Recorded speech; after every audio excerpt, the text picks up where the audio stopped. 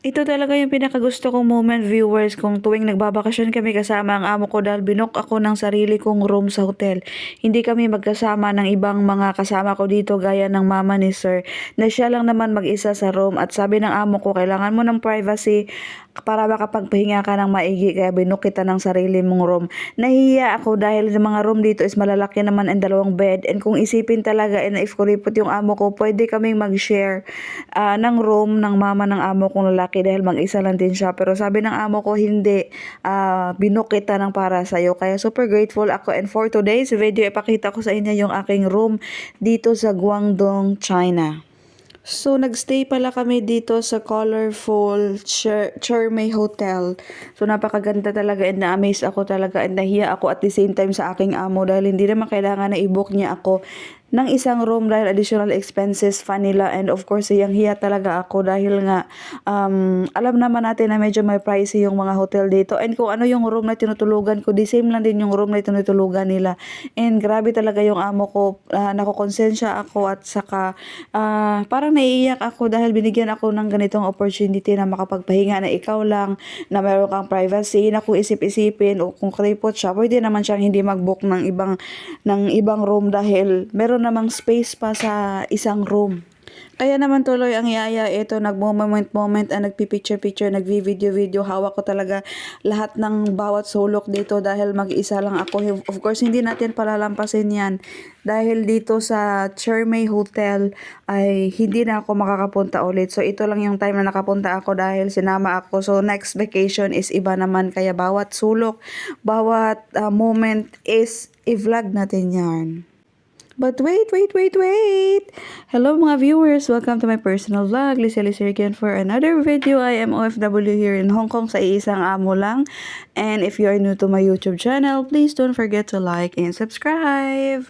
So, nandito na naman nga ako, sinishare ko sa inyo yung mga experience ko dito sa aking pagbabakasyon kasama ang aking amo tuwing Chinese New Year. Na tuwing Chinese New Year, ngayon na pala kami nagbakasyon nitong Chinese New Year dahil the previous year na nandito ako yung tuwing Chinese New Year is maliliit pa kasi yung alaga ko before. And hindi pa sila nagbabakasyon kasi hindi pa nai-enjoy ng mga alaga ko ang paggala-gala. Kaya naman ako nandito is binivideo ko sa inyo. Gusto ko kayong bigyan ng room tour kung anong itsura ng aking room. So, ito na nga, merong pa-mirror dito. Ito naman talaga yung usual na itsura ng room. Merong pa-mirror dito sa hotel and merong dalawang double bed. Ayan. So, mag-isa lang ako kaya isa lang yung na-consume ko dyang bed, no? Sayang, naisip ko sana nandito yung asawa ko. Meron din tayong side table na pwede tayong mag-tea and meron din tayong TV na dalawa yung option. Pwedeng English, pwedeng Chinese. Ayan. So, may mga cabinet din na walang laman. And nandyan yung aking key card para dito sa room and kasama yung aking dalawang ticket for breakfast tomorrow for buffet breakfast. O diba napaka-social, meron pa tayong buffet breakfast.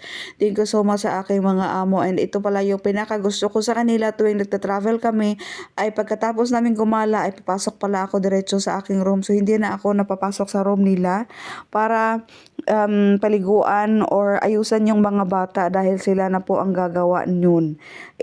Kung isip-isipin talaga, trabaho natin yun dahil kaya nga ako sinama para mag-alaga ng bata pero mabait talaga yung amo ko. Na ano talaga niya na napapagod din ako kahit paano at gusto ko ding magpahinga. Kaya of course nandito ako, Diyos ko, nanonood ng movie and very grateful talaga. Sabi ko ay ang bait talaga ng amo ko, salamat talaga Lord. And napag-isip-isipan ko nga na parang hindi na ako hihingi ng bayad sa aking overtime dahil overtime ko nga today kasi Chinese New Year pa, so it means holiday. So meron nga akong additional pay. Pero parang naisipan ko na hindi na ako magpapabayad sa aking additional pay dahil masyado nang malaki yung binabayaran ni Madam para sa akin. Para sa akin is parang too much na dahil pagkasama mo yung mga amo ko, grabe talaga, busog na busog ka sa pagkain. Lahat ng pagkain na gusto mong kainin, makakain mo at binibigyan ka pa ng mga extravagant na mga magagandang hindi yung pag-treat sa'yo. Pag-treat talaga sa'yo is pamilya, hindi katulong. So, dito talaga ma-feel mo talaga na family ka nila. Napaka-overwhelming talaga yung nila, ibibigay nila sa'yo, no?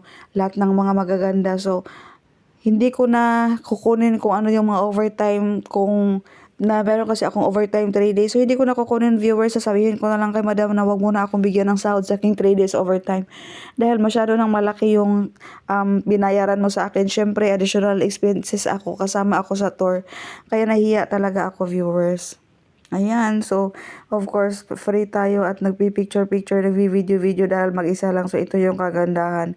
So sana nga sa mga nandyan pa sa Pilipinas, sana makahanap kayo ng amo na kagaya ng amo ko na mga mababait at sinasama kayo sa mga pag-travel-travel or pagbabakasyon. Pero alam niyo ba, hindi naman ganito yung mga pinakamagandang talaga sitwasyon. Marami din dito na maganda pa talaga ang sitwasyon kaysa sa akin. Pero kung ano man yung sitwasyon ko, I'm very grateful na talaga, no. Super grateful na ako sa sitwasyon, sa present situation ko ngayon. Lalo na sa aking mga mababait na mga amo. At mas lalo ko pang mamahalin yung aking mga alaga. So ayun na nga, parang wala tayong katapusan sa pag-video-video, no. Hindi ako makaget over. Relax na relax ako dito habang hindi ko alam kung paano manood ng ng TV dahil kailangan mo magbayad. Dito pala sa China viewers is cashless. So hindi sila gumagamit ng pera. So everything na magbabayad ka is kailangan mo ng barcode. So online transaction ng lahat. So hindi ka makakita dito ng pera, ng actual na pera dahil yung mga transaction nila or yung mga babayaran nila is naka-base sa barcode. So gaya ng GCash, magsascan ka lang kung sa atin sa GCash pero iba dito WeChat. WeChat yung ginagamit nila or yung iba pang app, hindi ko lang alam. Basta yung pamilya ko lang talaga WeChat. So maglagay ka ng pera dyan. So kung magbayad ka is kailangan mong mag-scan ng barcode. So ayun na nga, Diyos ko, napahinga-hinga, nagbi-video-video, nagbo-moment ako dahil pagod na pagod yung aking katawan. From head to toe talaga yung aking pagod. Pero sige lang, kaya natin yan. Minsan lang to. Kaya super grateful. Thank you very much, Lord, for this opportunity. And sayang kasi uwi na kami. So 2 days lang pala.